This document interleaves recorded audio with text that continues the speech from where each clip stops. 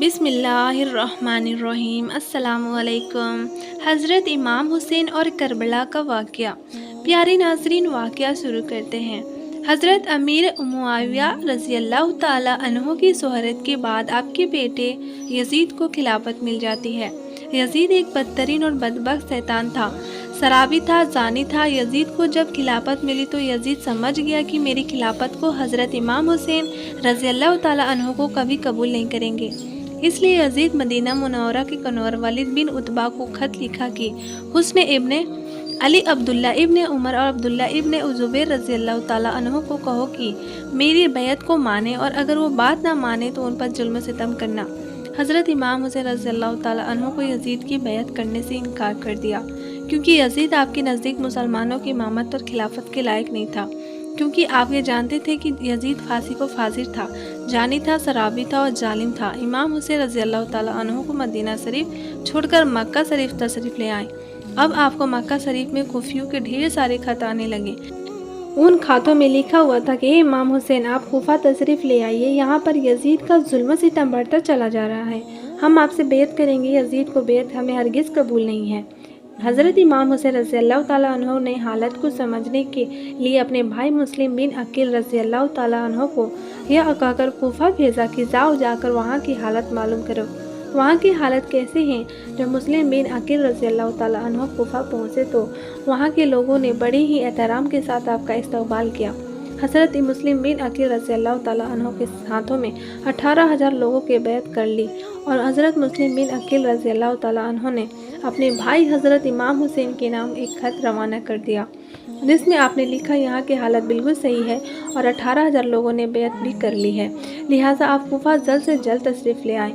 لیکن جب یزید نے ان لوگوں کو دھمکیاں اور لالچ دی تو وہ لوگ اپنی بات سے مکر گئے اور امام مسلم بن عقیل رضی اللہ تعالیٰ عنہ کو شہید کر دیا۔ کوفہ کی حالت میں اتنے بدل چکے تھے کہ وہ لوگ جو حضرت مسلم بن عقیل سے محبت کا دعویٰ کر رہے تھے، اب وہی لوگ آپ کی جان کے دشمن بن گئے۔ وہیں دوسری طرف مکہ میں مسلم بن عقیل کا بھیجا ہوا خط حضرت امام حسین تک پہنچ چکا تھا، جس خط میں لکھا ہوا تھا کہ کوفہ کے حالت میں بہت اچھے ہیں، آپ جلد سے جلد تشریف لے آئیں۔ لہٰذا حضرت امام حسین نے فوراً کوفہ جانے کی تیاری شروع کر دی۔ حضرت امام حسین اپنے تمام اہل خانہ کے ساتھ کوفہ کے لیے روانہ ہوئے۔ امام حسین ابن علی کو حضرت مسلم بن عقیل کو شہادت کوفہ کی بے وفائی کی خبر اس وقت ملی جب آپ مکہ شریف سے کوفہ کی طرف روانہ ہو چکے تھے۔ جب آپ کوفہ شہر کے بالکل قریب پہنچ گئے تو آپ کو یزیدی فوج نے روکنے کی کوشش کی۔ حضرت امام حسین نے فرمایا کہ میں تم لوگوں کو بلانے پر ہی کوفہ شہر میں آیا ہوں، اگر تم لوگ چاہتے ہو کہ میں نہ آؤں تو واپس جانے دو، میں جانے کے لیے تیار ہوں۔ یزیدی فوج نے حضرت امام حسین کو کوفہ شہر میں داخل نہیں ہونے دیا۔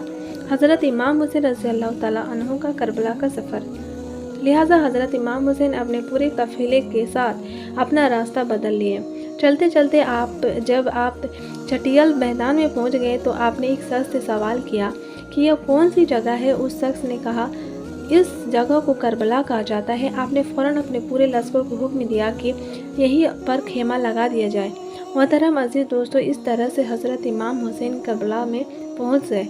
ادھر یزیدی فوج کو جب اس بات کا علم ہوا کہ حضرت امام حسین نے اپنا خیمہ کربلا کے میدان میں لگایا ہوا ہے تو یزیدی فوج نے بھی فوراً کربلا کے میدان میں پہنچنا شروع کر دیا۔ یزید کی جو فوج کربلا پہنچ رہی تھی، ان کی سپاہی سالاری ابن سعد کر رہا تھا۔ حضرت امام حسین نے ابن سعد سے کہا کہ یا تو تم مجھے یزید کے پاس لے چلو یا پھر مجھے اپنے شہر مکہ واپس جانے دو۔ لیکن ابن سعد ان دونوں باتوں میں سے کوئی بھی بات نہیں مانی اور وہ آپ کو بیعت کرنے پر مجبور کرتا رہا۔ لیکن حضرت امام حسین نے اس کی بات سے انکار کر دیا کہ دن گزرتے گئے اور 3 محرم کا دن آ گیا۔ اب ظالم یزید نے امام حسین نے سامنے 22,000 سپاہیوں کا لشکر بھیج دیا۔ دوسری طرف حضرت امام حسین کے ساتھ 82 لوگ تھے، جس میں عورتیں اور بچے بھی شامل تھے۔ کتنی حیرت کی بات ہے کہ یزیدیوں میں امام حسین کا اتنا خوف تھا کہ جہاں امام حسین صرف 82 لوگوں کے ساتھ میدان کربلا میں تھے، جس میں عورتوں اور بچے بھی شامل تھے، وہی یزید نے مقابلے کے لیے آپ کے سامنے 22,000 کا لشکر بھیج دیا، جو کہ امام حسین کے سامنے 100 گنا سے بھی زیادہ تھا۔ امام حسین کے سامنے یزیدی فوج کے حوصلے پست ہو گئے اور ان لوگوں میں سے کسی میں سے اتنی ہمت نہیں تھی کہ وہ حضرت امام حسین سے مقابلہ کر سکے۔ आखिरकार उन्होंने यह फैसला किया कि अगर इमाम हुसैन को हराना है तो उनका पानी बंद करना पड़ेगा, तभी उनका मुकाबला किया जा सकता है। दिन गुजरते गए और 7 मुहर्रम का दिन आ गया और 7 मुहर्रम को ही यजीदी फौज ने इमाम हुसैन के काफिले वालों पर पानी बंद कर दिया।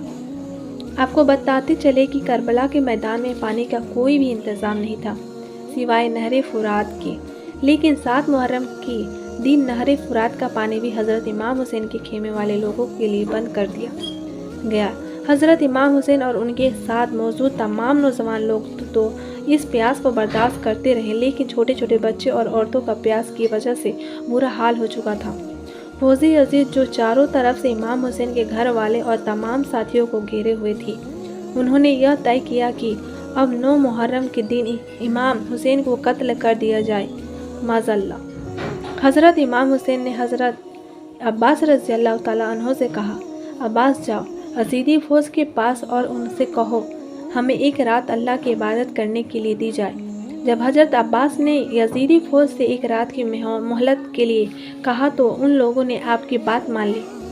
जब 9 मुहर्रम की तारीख आई तब हज़रत इमाम हुसैन को यकीन हो चुका था कि यजीद की फ़ौज का मकसद सिर्फ़ और सिर्फ मुझे शहीद करना है।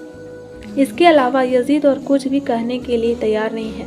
इसलिए हज़रत इमाम हुसैन ने 9 मुहर्रम की रात में अपने तमाम खेमे वालों को एक जगह पर इकट्ठा किया और आपने कहा कि यह बात तो तय हो चुकी है, यहाँ पर मौजूद सभी लोग 1-2 दिन के अंदर शहीद कर दिए जाएंगे, इसलिए यहाँ मौजूद आप में से जो भी वापस लौटना चाहते हैं वह लौट जाए। हज़रत इमाम हुसैन ने फ़ौरन खेमे में जाल रहे तमाम दिए हुए बुझा दिए और अंधेरा करवा दिया ताकि जो भी जाना चाहे वो चला जाए। थोड़ी देर बाद जब दियों को दोबारा जलाया गया तो सारे के सारे लोग बैठे आंसू बहा रहे थे, यानी कोई भी हज़रत इमाम हुसैन को छोड़कर जाने के लिए तैयार नहीं था।